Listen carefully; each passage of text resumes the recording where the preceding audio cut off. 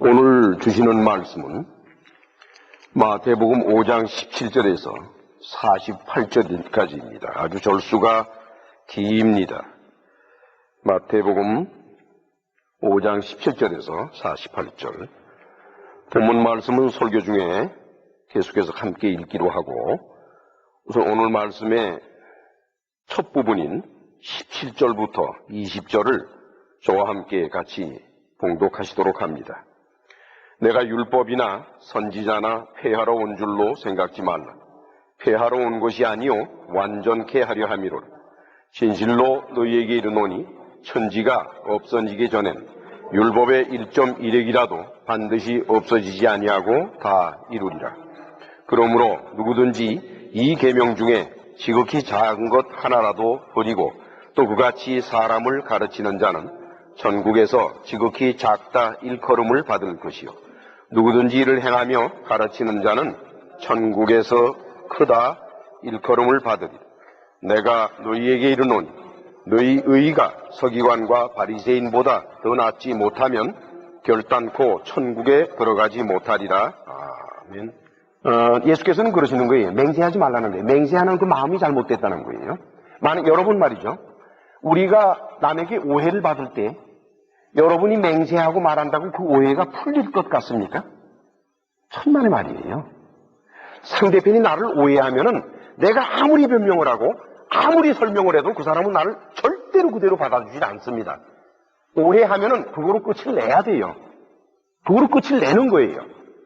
더 이상 거기다 대고서 사실은 그렇지가 않고 사람 누추해지고 추해지고 천해지는 거예요. 맹세할 필요가 없어요. 상대편이 나를 알아주지 않으면 그거로 끝이에요. 예수께서 말씀하시는 건 그거예요. 그러면서 뭐라 그러세요? 너희는 옳다, 아니라 하라는 거예요. 상대편이 믿건 말건 관여하지 말고 내가 했으면 했다 그러고 안 했으면 안 했다 그러고 옳으면 옳다 그러고 아니면 아니라 그러고 굳이 긴 설명할 필요 없고 상대편을 설득할 필요가 없다 이게. 놔둬라 이게. 이건 법원에서도 마찬가지입니다. 법원에 증인석에 오르면은 변호사가 증인에게 그러죠. 내가 하는 질문에 대해서 yes or no만 말하라 그래요. 설명하지 말라 그래요. yes or no만 말하라고. 그런데 많은 증인들이 올라서면은 yes or no만 말하지 않죠. 자꾸 설명하려고 그러죠. 그러면 변호사가 그래요. 검사나 변호사가 내가 분명히 얘기했지 않느냐고 yes 또는 no라고만 얘기하라고 이렇게 하지요. 넷째로는 원수 갚는 일에 관해서 말씀을 하십니다. 38절에서 42절까지 같이 봉독하십시다. 또 눈은 눈으로 이는 이로 갚으라 하였다는 것을 너희가 들었으나 나는 너희에게 이르노니 악한 자를 대적지 말라. 누구든지 내 오른편 뺨을 치거든 왼편도 돌려드며 또 너를 송사하여 속옷을 가지고자 하는 자에게 겉옷까지도 가지게 하며 또 누구든지 너로 억지로 오리를 가게 하거든 그 사람과 심리를 동행하고 내게 구하는 자에게 주며 내게 꾸고자 하는 자에게 거절하지 말라. 이거는요, 원수 때문에 고통을 당한 사람이 아니면은 이 말씀의 뜻을 잘 몰라요, 여러분. 예수께서는 그러시는 거예요. 원수를 맺는다는 것은 가해자는 원수를 맺지를 않습니다. 피해자가 원수를 맺어요. 그렇습니까? 안 그렇습니까? 남을 때린 사람은 그걸로 끝났어요. 그 사람은 다 잊어버렸어요. 부부지간에도 남편이 아내가 남편을 괴롭히면은 괴롭힘을 당한 상대편은 그거를 기억을 하고 그것 때문에 가슴앓이를 해도 괴롭혀 놓은 당사자는 아무렇지도 않아요. 까맣게 모르고 있어요. 자기 모르고 있어요. 즉 원수라는 것은 왜 맺어지는 줄 아느냐? 예수님의 말씀이에요. 피해를 당하는 사람이 그 피해를 피해로 생각하고 그것 때문에 가슴 아파하면은 그게 바로 원수가 된다는 거예요. 그러니까 만약에 오른밤을 때리면 왼밤을 돌려대봐라. 그러면 더 이상 피해자가 아니에요. 얻어맞았으니까 저게 날 때리고 그냥 이런 생각이 들 것 같지만은 맞는 게 내일이다라고 맞아버리면은 그러면은 때리는 사람도 재미없어지고 얻어맞는 사람도 그것 때문에 잠 못 이루는 밤을 지낼 필요도 없고 원수가 안 맺어진다는 거예요. 그 다음에 또 뭐라 그랬어요? 누구든지 너로 억지로 우리를 가게 하거든 그 사람과 심리를 가라 이게 심리를. 내가 하기 싫은 거를 저 사람이 말이야 해가지고 그냥 이러면서 가면 그 원수가 돼요. 그러나 상대편이 원하는 거를 뭐 기쁘게까지 할 수는 없죠. 뭐 기쁠 거는 없으니까 별로. 그러나 무심하게 그냥 해버리면 그게 큰 문제가 되지를 않아요. 그럼 예수께서 뭐라 그러고니? 너에게 구하는 자에게 주면 너에게 꾸고자 하는 자에게 거절하지 마라. 그 원수가 안 맺어진다는 거예요.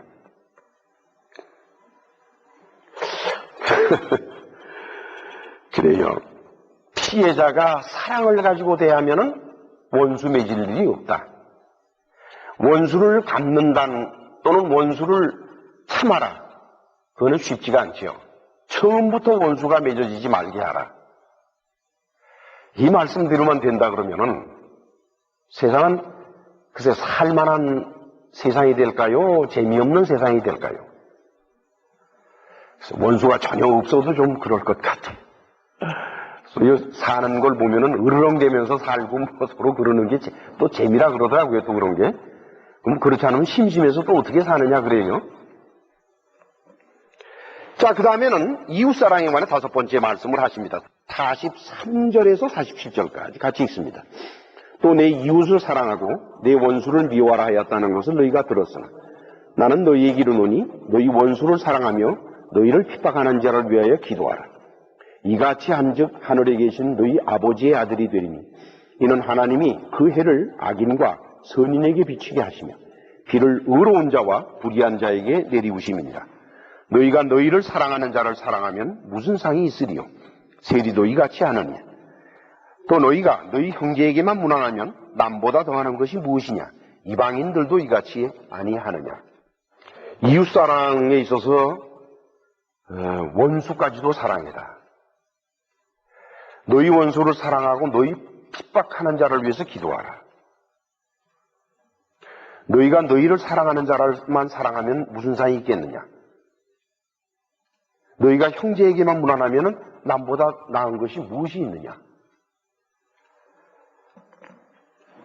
이렇게 이 말씀을 들으면은요, 설교하기는 참 좋은 말씀이에요, 여러분. 목사라는 사람이 단에 서서 이 본문을 참 읽고서 여러분 원수를 사랑하시오. 그러면서 그 원수를 사랑하는 방법을 설명을 하고 그러면 교인들은 또 감격의 눈물을 흘리고 나도 원수를 사랑해야지 하고 나가요. 근데 문제는 나가서 조금 지나면 또 싸우는 거예요. 또 원수를 사랑하라고 탄식하며 제스처를 써가면서 설명하던 목사님도 돌아서면 또 원수를 생각하는 거예요. 그래서 얼마나 한심한 상황인지를 모릅니다. 원수를 사랑한다고 하는 것은 결코 쉬운 일이 아니요. 그 감동스럽게 들을 성질의 것도 아닙니다. 원수는 절대로 사랑하기가 쉬운 것이 아니에요. 그래서 예수께서는 원수 사랑하는 것을 아주 간단한 방법으로 말씀을 하셨어요. 뭐라고 말씀하셨는 거니까 너희가 너희 형제에게만 무난하면 남보다 더하는 것이 뭐 있냐. 원수한테 무난하라는 게 원수라고 해서 모른 척 지내지 말고 원수와 문제를 해결하고 화해하는 첫 번째 단계가 뭔 줄 아느냐? 인사하라는 거예요. 아는 척하라는 거예요. 그럼 처음에 안녕하십니까? 그래서 상대편이 막 이러고 안 보고 가죠. 또 그 다음에 두 번째 또 그러고 세 번째 또 그러고 네 번째 또 그러고 그게 반복되는 과정에서 자기도 모르는 사이에 두 사람의 인사가 시작이 됩니다. 그것이 원수 사랑의 시작이라는 것이 예수님의 말씀이에요. 원수는 사랑하기가 쉬운 것이 아닙니다. 하나님의 아들도 이 문제에 관해서는 저와 여러분들에게 큰 것을 요구하시는 것이 아니에요. 아주 쉬운 것부터 나가도록 하십니다. 그러시면서 놀라운 말씀을 48절에 하시는데 그걸 같이 읽으실까요? 그러므로 하늘에 계신 너희 아버지의 온전하심과 같이 너희도 온전해라. 그 본보기를 하나님으로부터 이렇게 들어주십니다. 예수께서는 그러시는 거예요. 하늘에 계신 아버지의 온전한 신 같이 우리가 온전해. 그럼 우리가 무슨 하나님을 닮아갑니까? 무슨 우리가 뭐로 해서 그렇게 될 수가 있겠어요? 방법은 딱 하나예요. 하나님의 영이 우리 안에 오시면은 비로소 우리가 그렇게 될 수 있다가 되는 것입니다. 지금 말이죠. 예수께서 이 설교를 하실 때는 아직 예수께서 십자가에 못 박혀 죽으신 때가 아니고 그 훨씬 전의 일들입니다. 그래서 이 말씀은 예수님의 십자가의 고난을 지나서 이 말씀은 변화가 돼요. 그러니까 예수님의 십자가의 고난 전에 하신 말씀을 예수의 십자가의 고난 이후에까지 적용을 시키는 것은 그리 현명한 일은 못 돼요. 자, 그렇다 그러면 우리 17절에서 20절을 다시 돌아가서 자세히 살펴보십시다. 17절 같이 읽으실까요? 위로 올라가 17절. 내가 율법이나 선지자라 폐하러 온 줄로 생각지 말라. 폐하러 온 것이 아니요 완전케 하려 함이로라. 예수께서는 그래요. 내가 율법이나 선지자를 폐하러 왔다? 여기 폐하다라고 번역된 카타루오라고 하는 헬라어 단어는 두 가지 의미가 있어요. 하나는 풋다운 하는 거예요. 그러니까 효력을 발생하지 못하도록 한 풋다운 시키는 게 하나가 있고, 그 다음에 아주 참 재미난 해석이 있어요. 이게 바로 뭔 거니까 unyoke. 요크라고 하는 것은 이 멍에를 매는 거를 요크라 그러죠. 그러니까 말에다가 멍에를 매면 지금부터 일하는 거예요. 그렇죠? 근데 unyoke 하면은 그러니까 멍에를 드러내주면은 그다음에 이 말은 이제 후여놓고 쉬는 거죠. 폐하다, 없애다. 예수께서 말씀하시는 것은 내가 율법이나 선지자를 없애려고 폐하다, 없애다 하는 관점보다도 내가 너희에게 설교를 할 때에 너희들은 자칫 잘못하면 율법을 안 지켜도 되는구나 라고 생각할지 모르지만 나는 그러려고 온 것이 아니라는 뜻입니다. 이것은 사도 바울도 여러 차례로 고민하면서 말한 것들인데 사도 바울은 감히 이런 식으로 표현은 못했어요. 예수님은 하나님의 아들이시기 때문에 감히 이런 식으로 얼마든지 표현하실 수가 있지만은 내가 율법이나 선지자를 폐하러 온 것이 언요포하러 풀어내려고 온 것이 아니다 라고 말씀을 하실 수가 있지만은 사도 바울은 감히 그런 표현을 못합니다. 그래서 그는 굉장히 복잡하게 설명을 하면서 이 사정을 얘기를 해요. 완전케 하려 함이라. 플레로우라고 하는 건 두 가지 뜻이 있어요. 그 단어 속에는. 하나는 to make full이에요. 그러니까 꽉 차게 만드는 것이고 또 하나는 말이죠. to pay in full이에요. 갚는 걸 말해요. 여기서 예수께서 뭐라고 그러는 거니? 내가 율법이나 선지자를 폐하러 온 줄로 생각지 말라. 완전케 하려 함이라. 그러니까 예수께서 율법을 완전하게 한다는 게 무슨 뜻일까요? 어떤 이들은 그렇게 말하죠. 아직 율법이 기록상으로서 아직 빠진 것들이 있는데 예수께서 오셔서 보충 설명을 해주시고 보충해 주셔서 풀 세트, 완전한 세트가 만들어졌다는 뜻이다라고 말씀하는 분도 계시고 또 하나는 이제 예수께서 그 율법을 완전케 하려고 그러면은 예수님이 율법을 다 지키셔서 그래서 다 지킨 실적을 남기셨기 때문에 완전하게 된 것이다. 이렇게 말씀하는 분도 있어요. 그런데 여기에 율법을 완성케 한다는 것은 또 다른 의미를 가진 것입니다. 여기에 완전케 하다라고 우리말로 번역된 플레로우라고 하는 헬라어 단어 속에 make full라는 완성한다는 뜻도 있지만은 그보다 더 흥미있는 뜻은 to pay in full이에요. 갚는 거를 말해요. 예수께서는 당신 자신이 죽음으로써 율법의 모든 문제를 해결하신다는 것을 암시하는 겁니다. 당신이 죽으심으로써 폐해버리는 거예요. 갚아버리는 거예요. 그것을 암시하시는 거죠. 그야말로 귀 있는 자는 들을지어다 하고 되는 것이옵시다. 그 다음에 18절 같이 읽어요. 우리 진실로 너희에게 이르노니 천지가 없어지기 전에는 율법의 1.1핵이라도 반드시 없어지지 않으려고 다 이루리라. 우리말은 그냥 한 문장으로 이렇게 번역을 해놨습니다만은 헬라어는 이게 3개의 문장으로 구성이 되어 있어요. 여기 뭐라고 나와 있는 거니까 아멘 갈 레고 휘민 레고면 내가 너희에게 말한다 휘민 너희에게 아멘 그러면 진실로 하는 뜻이에요. 아멘 그러면 진실로. 그래서 아멘 그러면 진실로 이렇게 되죠. 진실로 내가 너희에게 말한다. 첫째, 헤오스 안 파렐세 호 오우라노스 카이 해게라 그랬어요. 그래서 오우라노스 그러면은 헤븐 하늘이죠. 그 다음에 게 그러면 땅이란 말이에요. 하늘과 땅이 파렐세 되기 전까지, 언til 그때까지. 즉 하늘과 땅이 파렐세 되기까지. 여기서 파렐세라고 하는 것은 두 가지 뜻이 있어요. 파렐코마이. 그 파렐코마이라고 하는 단어에는 두 가지 뜻이 있는데 하나는 뭔가 pass away예요. 그러니까 지나가 버리는 거예요. pass over. 지나가 버리는 거예요. 이제 있는데 강이 넓은 강 말고 조그만 냇물이 흘러가는데 냇물을 퐁당퐁당 이렇게 발로 딛고 가지 않고 펄쩍 뛰어서 가버리면 그게 pass over란 말이에요. 그렇죠? 그게 파렐코마이가 되죠. 그 다음에 두 번째 의미는 무슨 뜻이 있는 거니? disregard이에요. 그러니까 무시해버리는 걸 말이에요. 무시해버리는 거.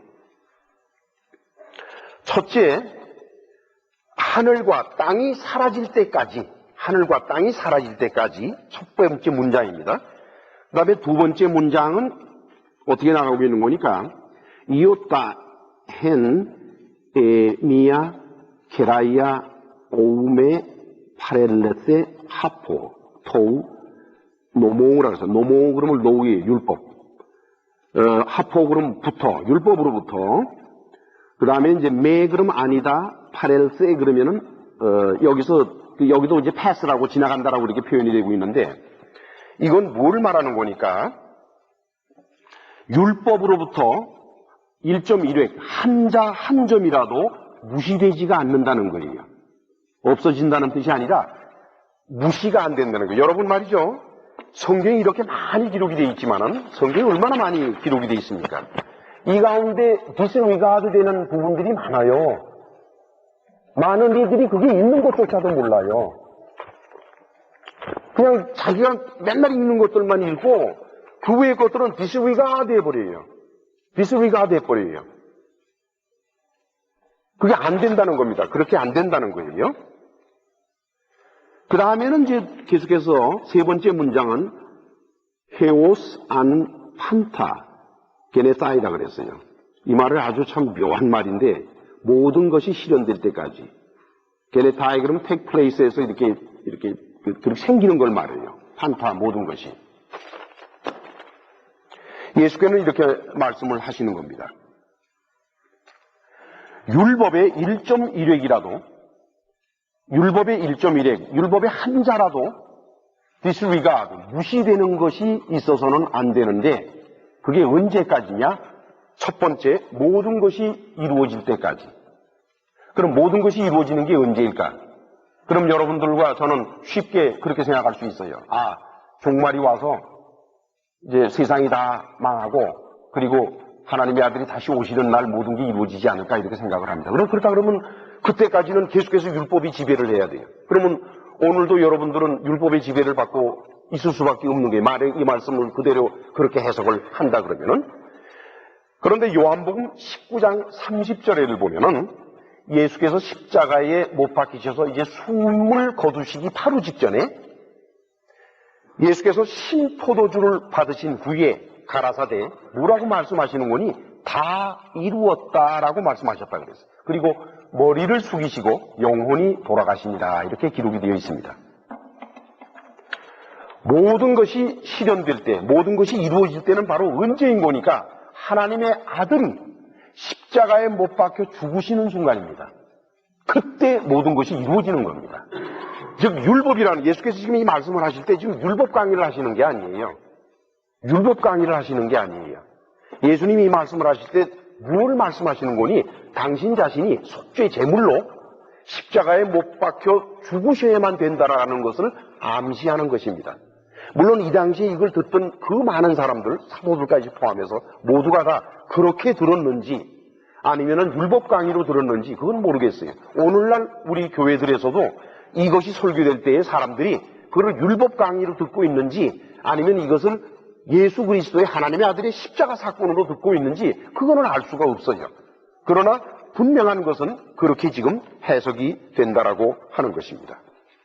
사도 바울은 이러한 관계를 로마서 8장 1절에서 4절 사이 이렇게 설명하고 있어요. 그러므로 이제 그리스도 예수 안에 있는 자에게는 결코 정죄함이 없나니 이는 그리스도 예수 안에 있는 생명의 성령의 법이 죄와 사망의 법에서 너를 해방하였습니다.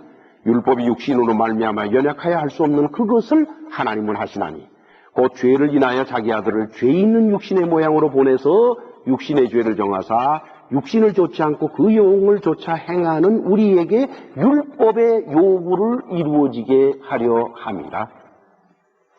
바울은 천재예요. 정말 천재예요, 바울은. 그 율법의 요구가 어디에서 이루어지는 거니? 하나님의 아들이 십자가 사건에서 이루어지는 겁니다. 그래서 그 십자가를 의지하고 하나님의 아들을 믿는 사람들은 율법의 노예로부터 해방이 된다는 그것이에요. 예수께서는 율법을 완성시키는 것은 당신 자신이 십자가에서 죽으시는 것과 부활하시는 것이라는 것을 오늘 설교에서 암시를 하시는 것입니다. 하시면서 왜 그렇게 할 수밖에 없는지를 비유로서 말씀을 하세요.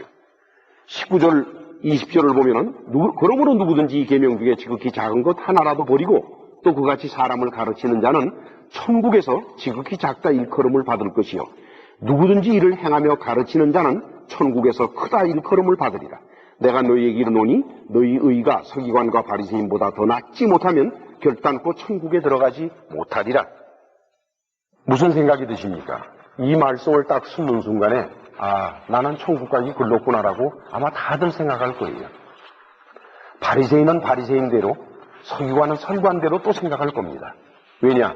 자기가 저지르는 죄는 자기는 알아요. 옆 사람은 몰라도 나는 알 것 아니에요.